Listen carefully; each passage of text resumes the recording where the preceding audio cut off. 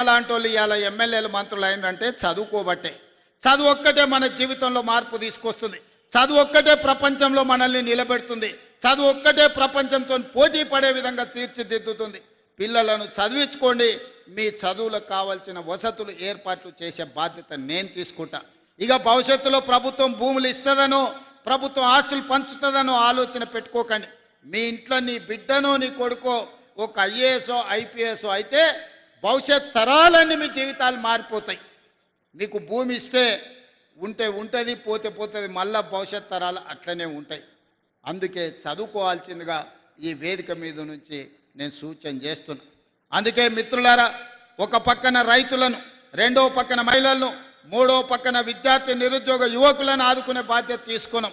అందుకే 10 సంవత్సరాలు వాళ్ళు నియామకాలు చేపట్టకపోతే వాళ్ళ ఇంట్లో ఉన్నోళ్ళందరికీ వాళ్ళు ఉద్యోగాలు ఇచ్చుకున్నారు. కానీ మన ప్రభుత్వం వచ్చిన తర్వాత తలలు లెక్క గట్టి 61,379 ఉద్యోగాలు ఎల్బీ స్టేడియంలో మొదటి సంవత్సరంలోనే నియామక పత్రాలు ఇచ్చి నిరుద్యోగ యువకులకు గ్రూప్ 1, గ్రూప్ 2, గ్రూప్ 3, గ్రూప్ 4 వివిధ శాఖలలో ప్రభుత్వ ఉద్యోగాలు ఇచ్చినాం. ఇంకా 40,000 ఉద్యోగాలు ఇవ్వడానికి ప్రయత్నాలు జరుగుతున్నాయి. తొందరలోనే నోటిఫికేషన్లు ఇచ్చే బాధ్యత నాది. పోటీ పరీక్షలకు పోటీ పడండి. ఊర్లలో సర్పంచులను, వార్డు మెంబర్లను చదువుకున్న యువకులకు సమయం వృధా చేసుకోకండి. రాజకీయాలు ఎప్పుడు ఉంటాయి. రాజకీయాలలో ఏదో ఒక పదవి పోటీ ఎప్పుడైనా చేయొచ్చు. దానికి వయసేం లేదు. వయసేమో నియమ నిబంధనల్లో లేదు. కానీ చదువులకు, ప్రభుత్వ ఉద్యోగాలకు వయసు మీద పడితే అనర్హత వస్తుంది. కాబట్టి మొట్టమొదట పోటీ పడి ప్రభుత్వ ఉద్యోగాలు సాధించండి. ప్రభుత్వం కాకపోతే ప్రైవేట్లో మంచి ఉద్యోగాలు సాధించండి. మీరు, మీ కుటుంబాలు బాగుపడతాయి. మీ తల్లిదండ్రులు ఉపాధి హామీ కూలికి పోయి రూపాయి కూడబెట్టి కష్టపడి మిమ్మల్ని పీజీలు, పిహెచ్డీలు చదివించింది మీరు మళ్ళా గ్రామాలకు వచ్చి రాజకీయ కక్షలకు బలి కావడానికి కాదు. బాగా చదువుకోండి, ప్రభుత్వ ఉద్యోగాలు సాధించండి. గ్రామాలలో ఉండే యువకులు గ్రామాలను అభివృద్ధి చేయడానికి ఎన్నికల్లో పోటీ చేయండి. ఎన్నికల్లో గెలవండి, ప్రజలను గెలవండి. ప్రజల మనసు గెలిస్తే ఆటోమేటిక్గా పదవి వస్తుంది. నేనే ఉదాహరణ, 2006లో నేను జడ్పీటీసీ ఇండిపెండెంట్గా గెలిచిన, 2007లో ఎమ్మెల్సీ ఇండిపెండెంట్గా గెలిచిన, 2009లో ఎమ్మెల్యేగా గెలిచిన, 2014లో ఎమ్మెల్యేగా గెలిచిన, 2019లో ఎంపీగా గెలిచిన, 2021లో కాంగ్రెస్ పార్టీ ప్రెసిడెంట్నైనా, 2023లో తెలంగాణ రాష్ట్రానికి ముఖ్యమంత్రి అయ్యి 2025లో మాధవన్న పక్కన నిలబడి ఈ రాష్ట్రాన్ని అభివృద్ధి పదం వైపు నడిపించాలనుకుంటున్నా. ఇవన్నీ ఎలా సాధ్యమైనాయంటే ప్రజలు ఆశీర్వదించితే సాధ్యమైనవి. దళితులు, గిరిజనులు, ఆదివాసీలు, పేదవాళ్ళు, మైనారిటీలు అండగా నిలబడితేనే ఇవన్నీ కూడా ప్రజల ఆశీర్వాదంతో వస్తాయి, కొనుక్కుంటే రావు. అందుకే ఎన్నికల్లో పైసలు ఖర్చు పెట్టకండి. ప్రజల మనసు గెలవండి. గ్రామంలో ఉండే సమస్యల్ని పరిష్కరించండి. గ్రామ సమస్యల మీద అవగాహన పెంచుకోండి. అందుకే ఈనాడు ప్రభుత్వం R&B పంచాయతీరాజ్ శాఖలో దాదాపుగా 20,000 కోట్లతోని 10 సంవత్సరాలు వాళ్ళు వేయకుండా వదిలేసిన రోడ్లను ఇవాళ వేస్తున్నాం. ప్రతి తండా నుంచి, ప్రతి గూడెం నుంచి మండల కేంద్రానికి ఒక బీటీ రోడ్డు, అదేవిధంగా మండల కేంద్రాన్ని నుంచి జిల్లా కేంద్రానికి డబల్ రోడ్డు, అదేవిధంగా జిల్లా కేంద్రం నుంచి రాష్ట్ర రాజధానికి 4 లేన్ రోడ్డు. ఈరోజు ప్రణాళికబద్ధంగా ప్రతి ఊరికి రోడ్డు ఇవ్వాలి అనే ప్రణాళిక తీసుకొని 20,000 కోట్ల రూపాయలతోని R&B అండ్ పంచాయతీరాజ్ శాఖల ప్రతి తండకు, గూడెకు, అడవులలో ఉండే మారుమూల గూడానికి కూడా ఇవాళ రోడ్లు ఇవ్వదలుచుకున్నాం. ఏ గ్రామానికి కూడా రోడ్డు లేదని వినదలుచుకోలేదు. రోడ్డు, తాగునీరు, బడి ఈరోజు మన ప్రాధాన్యత. ఇవన్నీ పనులు మేము చేస్తాం. ఇవన్నీ అమలు జరగాలంటే గ్రామాలలో సర్పంచులు మంచోళ్ళు ఉండాలి. నోరు మంచిదైతే ఊరు మంచిది అన్నారు. తీట నోరు పెట్టుకొని మాట్లాడిర్రు అనుకో ఏ పని జరగదు.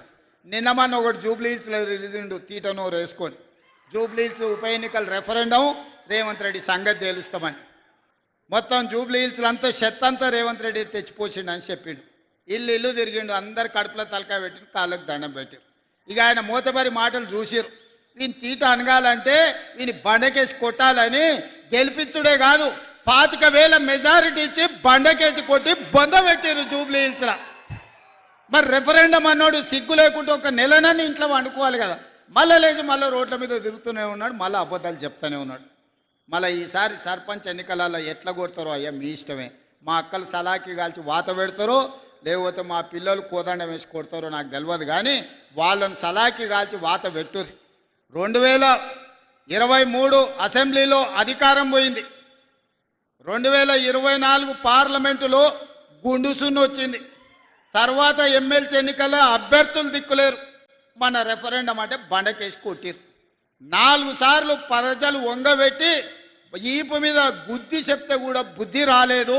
నిన్నగాక మన శ్రీహరి అన్న కూడా మంచిగా చెప్పిండు, నీ అతి మాటలు నిన్ను చూసినోడు ఎవ్వడు నీకు ఓటేయర్రా స్వామి, నీ బుద్ధి మార్చుకో అని.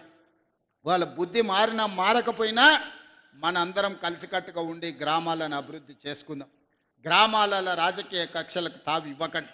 నేను కూడా ప్రజలకు విజ్ఞప్తి చేస్తున్నా, మీరు ఎన్నుకునే సర్పంచ్ మీ మంత్రి దగ్గర పోయి కూర్చొని మీకు నిధులు తేవాలి. మీ ఎన్నుకున్న సర్పంచ్ ఈ ప్రభుత్వంతో మంచిగా వ్యవహారం చేసుకొని పనులు సాధించుకోవాలి.